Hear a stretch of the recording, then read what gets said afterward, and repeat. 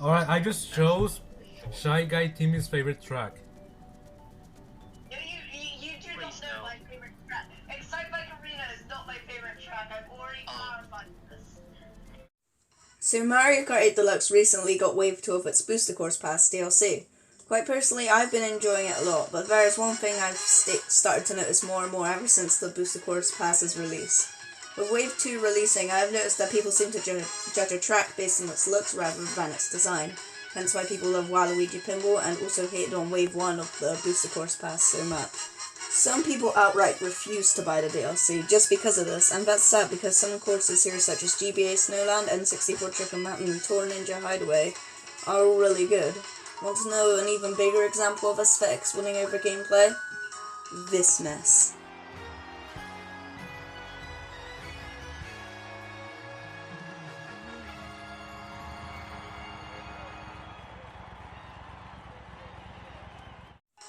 Excitebike Arena. I'm not sure if it is true, but the common consensus I've seen online is that this map is fairly liked, and quite frankly, I think this is very undeserved. So in this video, I will explain why I dislike this horrible track. Quick disclaimer, this video is obviously all my own personal opinion, and you are perfectly fine to disagree. If you enjoyed the track, then good for you, don't let my opinion stop you from enjoying the track. But I had these thoughts for a while, and I wanted to let you guys know how I feel about this track. So let's get started, shall we? So here's a quick summary of Excitebike Arena's layout. You start on the left side of a giant stadium's racetrack. The course is filled with many bumps and ramps, allowing you to get lots of trick boosts and lots of air. The first straightaway is full of bumps and ramps. This then leads you into a turn spat with some mud piles and an off-road shortcut. You then go on the right side of the stadium with more of the left side, lots and lots of ramps once again. After going down this long straightaway, you then take an identical turn to the first turn with mud splatters and once again an off-road shortcut. You finally go for an area with grass on one side and off-road on another before passing the finish line. In case you couldn't tell, this course has a lot of ramps. Too many ramps to the point that hitting anyone with a green shell is a near impossible thing to do with the physics of green shells. What I mean is that they don't reach the same amount of height as the racers. This makes green shells worse than items such as the banana due to its lack of offensive capabilities. However, this course has one other thing Nintendo added. Randomization. What do I mean by this? Well, every time you play the course, the ramps are randomized. That would be a cool gimmick if it were not for two things. One, the most the randomization does is change the placement of the ramps, not the actual types of ramps themselves. This means that the only difference between variations of playing this map is that this boost ramp may be here one race, the next race is all the way on the other side of the map. That makes the gimmick very unsubstantial, especially since... Secondly, the ramps don't feel much different from one another, aside from the boost ramps really. This leads to each round you play on this map feeling nearly identical, despite a gimmick which is supposed to do the opposite. A map which I would say does this gimmick much better is Animal Crossing, as that map also changes the way the map is played by adding ramps in the summer and spring, adding fruits that act as mushrooms in the summer, adding leaf piles that hold coins in autumn, and finally adding snowboys plus terrible traction in the winter. Yeah, that final gimmick kind of blows. But my point is that the course changes up the way you play in its multiple variants compared to Excitebike Arena, which doesn't. However, the Animal Crossing has one more trick up its sleeve with the aesthetics. Since this is a season-based course, the course changes its looks to match each variant every time you play it. Not only then does the gameplay have a more noticeable difference, but the graphics and music too. So here's the summer version's music.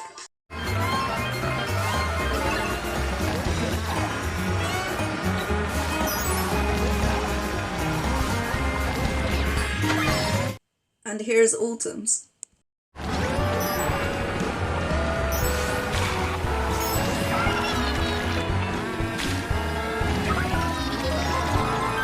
The musicians behind these pieces made it very clear on what the atmosphere for these courses were supposed to be, and makes each piece sound unique, even if they technically are still the exact same piece of music.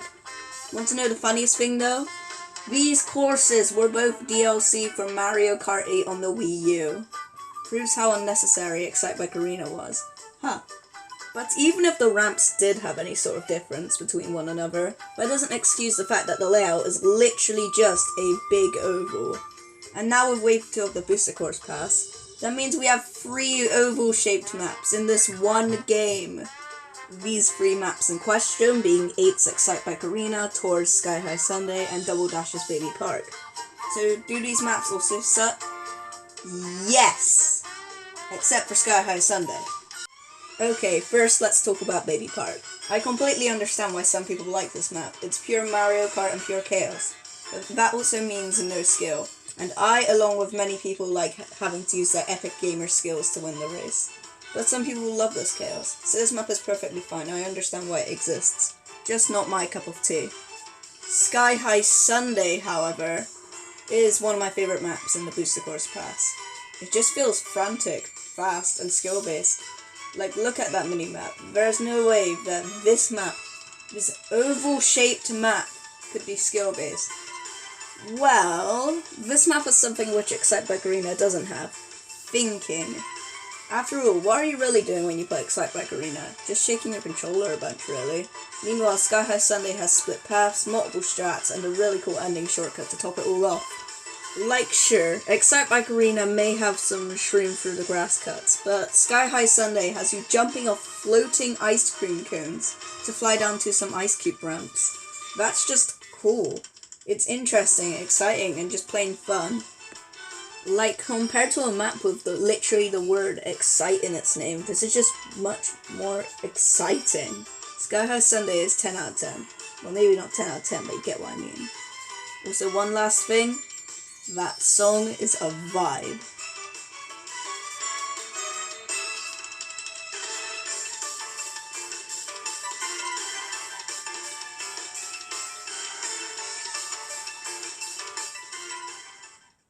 In comparison, Excitebike Arena has none of that. Nothing interesting, nothing big and cool, no epic shortcuts, just a stadium and some ramps, really. It also has one thing I forget to mention, a reference. Not any reference, but a non-Mario related reference. If you somehow could not guess, this track is based off the original Excitebike. This is why I think a lot of people like this track. It's more about the idea than the actual layout, though, similar to tracks such as Waluigi Pinball. If anything, this just feels like a lazy excuse to make a lazy as hell track. The reference doesn't even work, because nothing about this map makes me think of Excitebike aside from the name and those 8-bit statues. It just feels like a normal stadium. It doesn't play like Excitebike, after all. Most of the match is just me mindlessly shaking my Pro Controller, while the actual game named Excitebike has you precisely landing jumps to keep speed. The original Excitebike game doesn't have any music.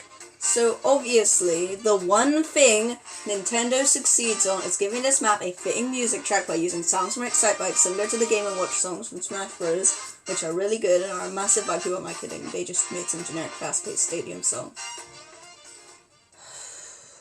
Take a listen to this.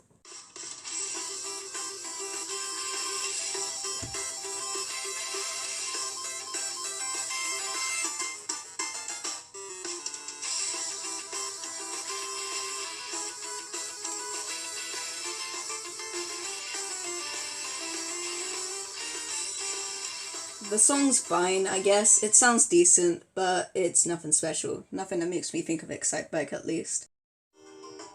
Honestly, that's the best way I can describe this course. Nothing that special. It's too basic, boring. It doesn't make me feel anything, because the track doesn't feel like it's supposed to be anything. It just makes me want to move on to the next track whenever it gets chosen, whether it be Twisted Mansion or Ice Ice Outpost. It doesn't matter. Anything's better than just mindlessly waving around my controller for 3 minutes. An idea can't simply make a course good on its own. Other tracks such as Waluigi Pinball, Yoshi Valley, and even Ninja Hideaway also received this treatment. But those courses can still be fun, at least sometimes. Ninja Hideaway is one of my favorites in the game, but for different reasons than others. Excitebike Arena is just never fun. But with that said, that's why I hit Excitebike Arena. Do you guys agree with me? Let me know in the comments. At least with the Booster Course Pass, the number of times I'll have to play this track will decrease, which makes me beyond happy. Anyways, if you enjoyed the video, then like and subscribe. It helps the channel out a lot. And with that said, I have a wonderful day, and I'll hopefully see you later. Wait a moment, I forgot something? Oh, I see now. So most of you just like the track because you get to do a bunch of tricks. Well, then just play the rest of the other 48 tracks in the game. Well, it's soon to be 96, but that's besides the point. And don't play Mario Circuit 3 and Baby Kart. You see what I mean. Just play like any other tracks. There's like loads of tricks and ramps. just have a wonderful day and enjoy your tricking on Excitebike Arena.